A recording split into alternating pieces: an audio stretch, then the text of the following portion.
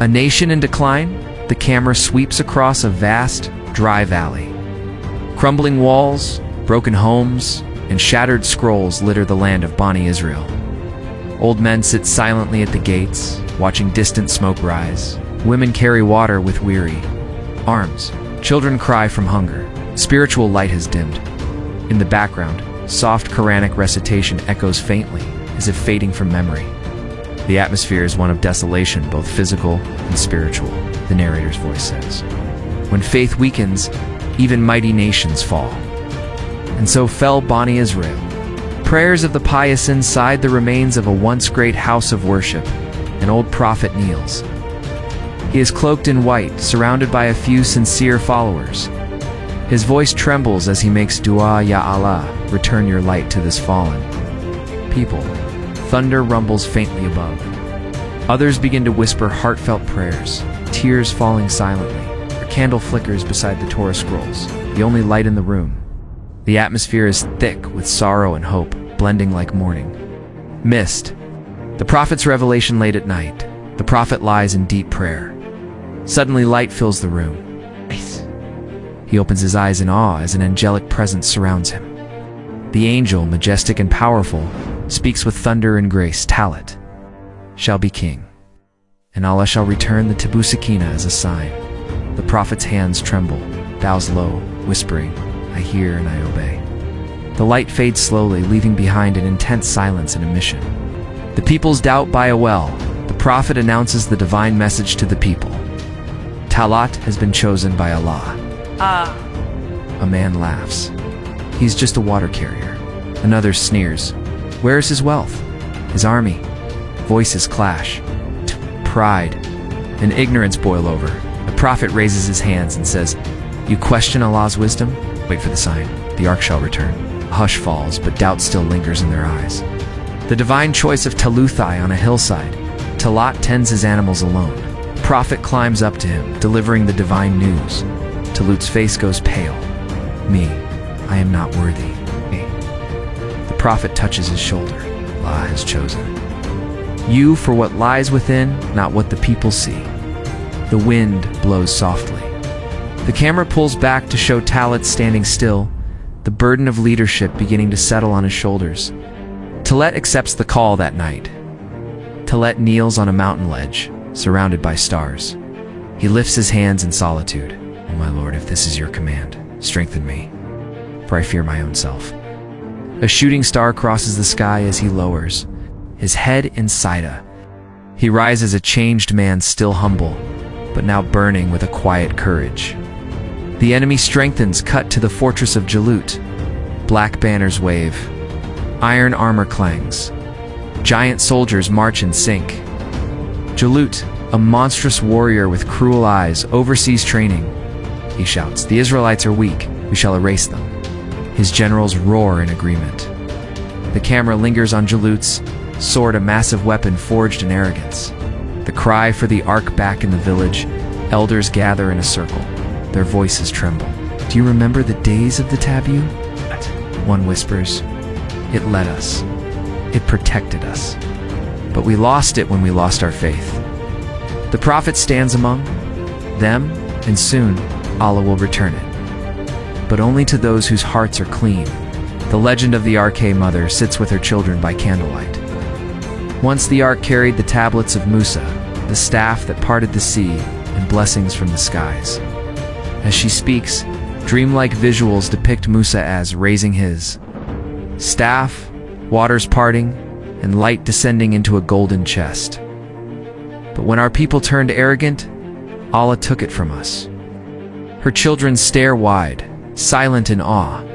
Talut prepares for Wartalot walks among his small army farmers, shepherds, tradesmen. We do not fight for power. We fight to return to Allah. He lifts a sword high. The ark shall guide us.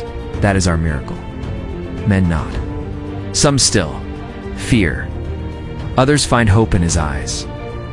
Above, dark clouds gather, as if the world itself watches. The ark descends in a calm, moonlit night. A tremor shakes the ground. Stars swirl in the sky. From above, beams of heavenly light pierce through, and four angelic figures descend. They carry a glowing chest wrapped in divine light.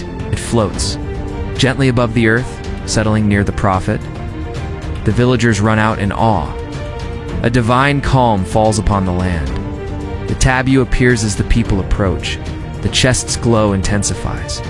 Gold and wood, ancient yet untouched by time. Wings of the angels remain visible for moments before vanishing. Prophet steps forward, touches the ark gently, and declares, "This ... is from Allah." People fall to their knees, crying, whispering thanks, struck by the majesty before them. The signs inside the ark with great reverence. The ark is opened. Inside lies the staff of Musa, glowing softly, the broken tablets and sacred relics. A scent unlike any known spreads. A peaceful silence overtakes all. The sick feel healing. In their bodies, even animals gather quietly. The prophet says, "This is the second Aveen tranquility." Tranquility returns. The ark is placed in the center of the town. A fountain beside it, once dry, begins to flow. People sleep peacefully. Arguments cease. Children play without fear. Blind man sees light for the first time. All feel as if Allah has placed His mercy in their hearts again. A golden sunrise lights the town in divine warmth. The ark marches with them. Talut leads the army forward. At the front is the tabut, carried with honor. Trumpets are silent. Only the wind and the whisper of the believers' hearts can be heard. The army marches not with fear, but with faith. The river of tests, they reach a wide river. The sun beats down. Thirst claws at their throats. Talut says, "Allah will test you. Drink not more than a handful." Some rush and drink, fully disobeying. Others sip and restrain. The weak fall. Behind, the loyal remain. Talut watches with sadness, but also clarity. The enemy awaits on a hilltop. Talut watches the approaching army. His face is amused. His camp is filled with feasting and arrogance. Let them bring their little chest. I will crush it beneath my feet. He lifts his enormous sword and orders his army to prepare. The sun darkens behind a cloud. The ark shines in darkness night, before the battle. Talut's men sit in a circle near the ark. It glows steadily, casting divine light over them. Zikr and dua fill the air. Some sharpen swords. Others wipe tears of remembrance. Even the sky seems to hold its breath. The tabut pulses gently, like a living heart. A young boy named Dawud in a corner. Young Dawud sits alone, carving smooth stones. His slingshot lies beside him. He prays quietly, "O Allah, you are my shield and sword." He picks up one stone, stares at it deeply, and places it in his pouch. The camera lingers on his calm eyes, filled with quiet determination. The morning of destiny dawn, trumpets of war blare. The battlefield lies between two hills. Dust rises. Talut emerges, armor shining, a mountain of fury. Talut raises his sword beside the ark. This day, truth shall rise. The warriors step forward. The earth trembles not from war, but from divine destiny. The two armies face each other. The camera glides over two armies stretched across a vast plain. On one side, Talut's men, modest, trembling, but uplifted by the presence of the ark. On the other, Talut's towering warriors, heavily armored and laughing cruelly. Silence reigns as the two sides lock eyes. Wind whips across the battlefield, fluttering banners. In the distance, the ark gleams with celestial light, an island of calm amidst impending chaos. The narrator whispers, "One side had numbers. The other had divine favor." Talut's final speech. Talut climbs atop a hillock, sword in hand. He gazes at his men. "Brothers, stay, we are few in number, but mighty in spirit. With us is the ark of Allah. Do not fight for land or revenge, fight for truth." The soldiers raise their swords slowly, eyes burning with newfound faith. Behind Talut, the ark glows brighter, as if affirming every word. Even the birds seem to pause mid-air. Talut challenges the army. Allah rides forward alone, his shadow stretching long across the ground. His massive armor gleams like fire. He slams his sword to the earth, cracking it. "Who among you dares face me?" His voice echoes. Like thunder, Talut's men tremble. Some step back. A heavy silence falls again, till one quiet soul steps forward. Dawud steps forward, a hush spreads, as Dawud, barely more than a boy, steps out from the ranks. He carries no armor, just a sling and pouch of stones. His eyes meet Jalut's without fear. Talut approaches him. "You are too young," Dawud replies. "I fought the lion, I fought the bear, and I believe in Allah more than fear this giant." Talut nods solemnly, blessing him. The blessing of the archist. Dawud walks toward Jalut. He passes the ark. He stops, lays his hand on it. He whispers a dua. "O Lord of Musa, grant me strength, precision, and your nearness." A sudden gust of divine wind lifts the edges of his robe. The ark glows softly. For a moment, time seems to freeze. The sling of destiny. Dawud faces Jalut, who laughs cruelly. "You send a child to die." Dawud kneels, prays silently, then stands. He places a stone into the sling and begins to whirl it. Time slows. Dust lifts. The camera follows the stones. Flight cutting through sunlight, slicing the air like fate itself. The fall of Jalut's stone strikes. Jalut's laughter stops. The giant stumbles. A breathless moment follows, then he crashes to the ground with earth-shaking finality. His sword lands beside him, buried in the soil. The enemy freezes. Talut's army erupts in Takbir, Allahu Akbar. The camera rises high to show the fallen tyrant, the boy victor, and the shining ark between them. Enemy turns in panic. Panic spreads among Jalut's men. Their leader is dead. Some flee. Some throw down arms. The Israelites charge, but not with hatred. They drive out oppression, not to conquer. The ark remains on a high ridge, unmoved, as if watching with divine satisfaction. Victory without arrogance. Talut calls his men back. "We do not slaughter the defeated. Show mercy as Allah showed you mercy." Dawud stands quietly, not basking in glory. His face reflects gratitude, not pride. The ark glows as birds circle above, a sign of peace restored. The return to the city. The army marches back, the ark at the front, carried by chosen pious men. Flowers bloom along the roadside. People line the paths, tears streaming as they welcome the ark hand, their protectors home. Children sing. The prophet watches from a rooftop and bows inside a Dawud honored by Talutin, a humble ceremony. Talut honors Dawud before the people. This young man reminded us what trust in Allah truly means. He places his own cloak around Dawud's shoulders. Dawud looks downward, eyes closed in humility. The ark remains visible behind them, still glowing. Talut's trials begin in the following days. Talut faces envy and challenges. Some advisors say, "Dawud may take your crown." Talut remains silent, praying alone beside the ark. The narrator whispers, "Even kings must be tested." But Allah sees sincerity beneath politics. Dawud's rise in knowledge. Dawud begins studying under the prophet. He memorizes divine texts, learns sacred chants, and spends hours in solitude near the ark. Birds perch near him. Animals sit quietly by his side. Even nature recognizes his light. The music of the heart. One night, Dawud recites praise near the ark. His voice, melodious and sincere, causes the leaves to tremble. Men stop working. Women leave homes to listen. Even warriors weep. The ark pulses with light. It's as if the chest itself harmonizes with his voice. The jealousy grows. Some nobles whisper in shadows. He sings better than we pray. He learns faster than scholars. Must be removed. Rumors begin. Poisoned hearts stir. But Dawud remains unaware, focused on divine connection. A dream of prophethood. One night, Dawud dreams. He stands before the ark, and it opens not physically but spiritually. A voice speaks. "We shall give you wisdom and the kingdom after Talut. But do not let power stain your heart." Dawud awakes with tears, trembling. Talut's final days, old and weary.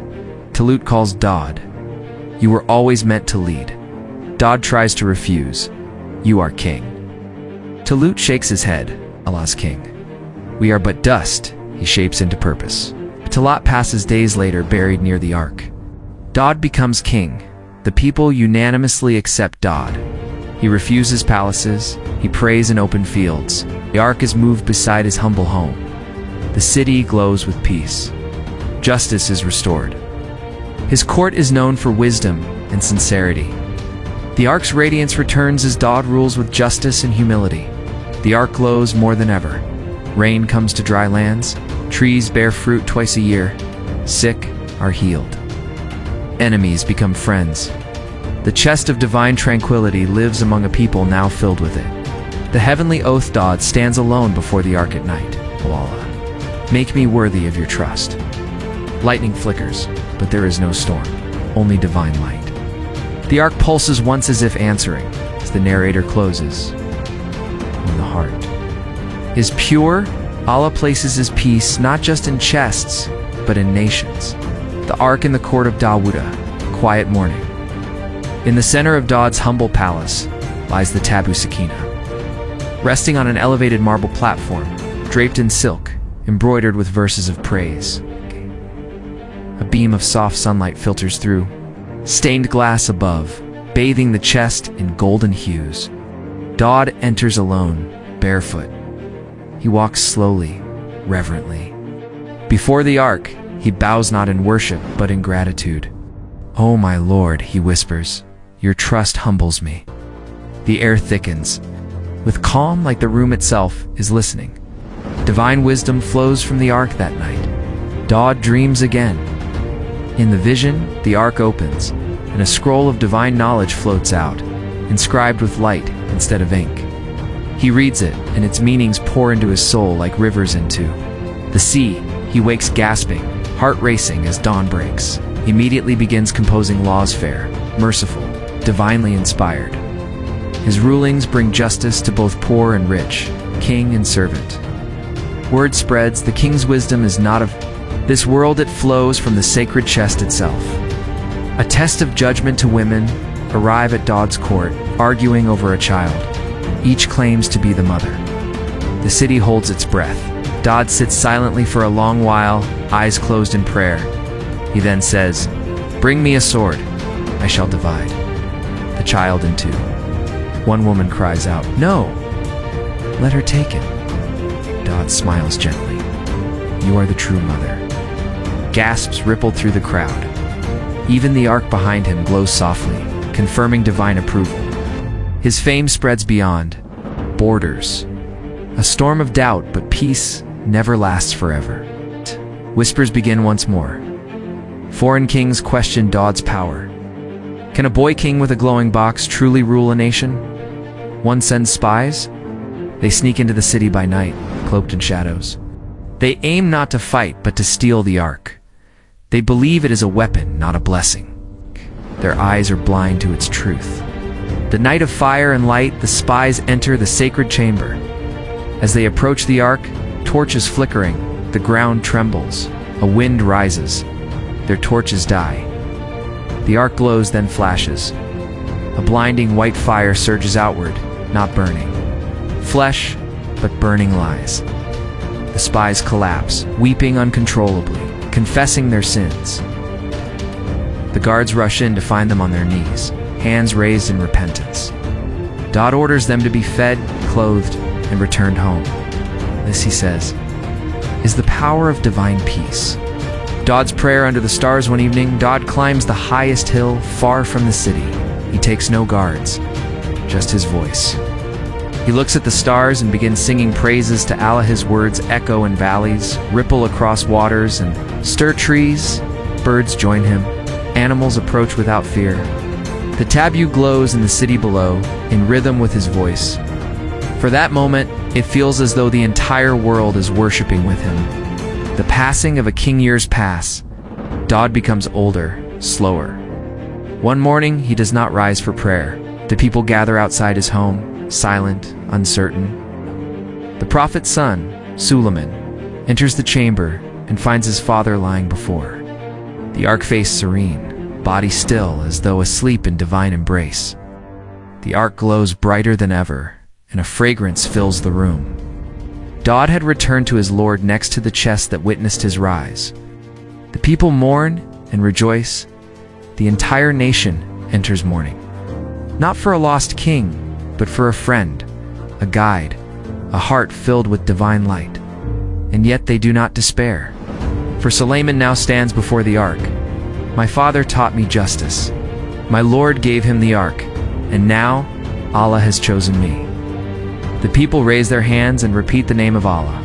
A new chapter begins. Sulayman and the hidden knowledge in time. Sulayman too receives visions. With permission from Allah, he is granted understanding of languages, of birds, animals, even the winds. The ark remains sealed, its secrets untouched by greed. Sulayman builds not castles of gold, but systems of fairness. The ark becomes a symbol not of magic, but of spiritual governance. Foreign rulers send gifts. They no longer wish to steal it. They wish to learn from it. The disappearance of the ark years later, when Sulayman's mission ends. The ark is seen one final time, carried by angels, rising into the sky above the sacred mountain, glowing with divine light. Voices heard. Its time among you is complete. You held it with honor. You served its purpose. Then it vanishes into the clouds. But the peace it brought lingers. The nation, shaped by divine justice, continues to thrive. And the story of the Tabut-e-Sakina becomes a sacred legacy written, not in pages but in hearts.